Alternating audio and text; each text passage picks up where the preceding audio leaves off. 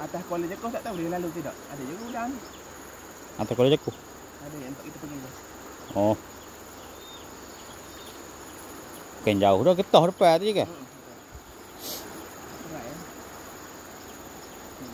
Bismillahirrahmanirrahim. Adalah kelas Sophia satu. Kelas Sophia. Kelas Sophia minta.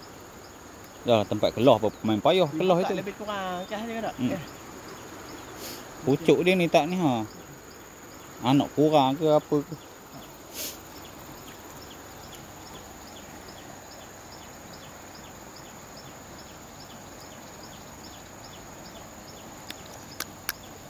Ada roti hak ni. Ada roti hak ni lagi. Hak ni lagi.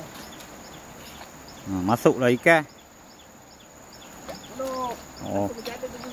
Oh, ada ikan kan tapi sangkut. Ah, rugi.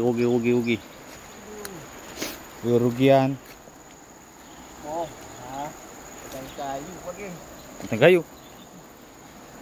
Oh, sayang kelas Sophia tu kan. Ini kelas. Kelas Sophia. Yo, kelas Sophia merah. Merah belah-belah biru. Wah. So. Oh. Betul kan kelas Sophia minta ah. Ha. Ini bukan main-main. Bismillahirrahmanirrahim.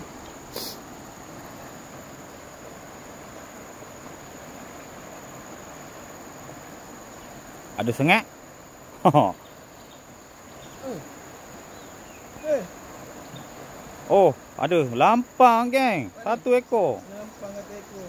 Lampang satu ekor. Alhamdulillah. Ada juga. Mungkin dia sempat lari lah geng-geng ni. Kalau tidak dia mesti selonggok ni kan. Mesti biasa selonggok ikan ni. Tapi dapat saiz macam ni. Nampak. Dapat saiz macam ni okey dah. Nak banyak ni lah selonggok. Oh. Dapat selonggok okey dah ni. Upah daripada bawah tadi. Ya.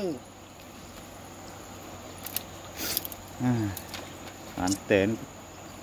Hantar ni timah keras ni. Okey dia tak patah tak? Sambung pakai apa ni? Pakai Macam yang kursi punya tempat duduk. oh. Style arwah. Comel. Air comel banyak jala.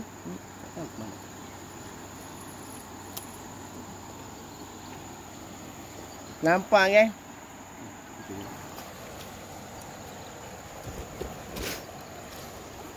Lah, kuat kata dulu.